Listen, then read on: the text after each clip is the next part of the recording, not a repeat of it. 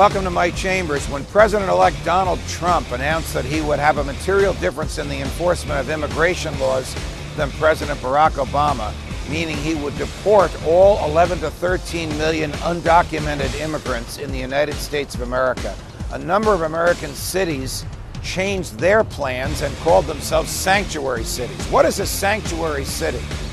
There's no legal term for sanctuary city, but the term used by the government and by the media basically means a local town or city where social services are expanded to provide for those who are undocumented, those who are here illegally, and where the authorities will not cooperate with the federal government.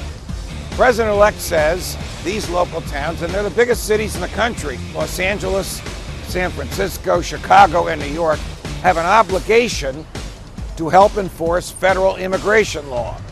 What did the Supreme Court say about it? The Supreme Court says the federal government cannot force the states or the cities and towns within them to enforce immigration law. And this is the dilemma for Donald Trump, because the same Supreme Court says if a state or city is going to make social services available for people who live there, it has to make them available for everyone who lives there. Citizen, non-citizen, legal resident, non-illegal resident.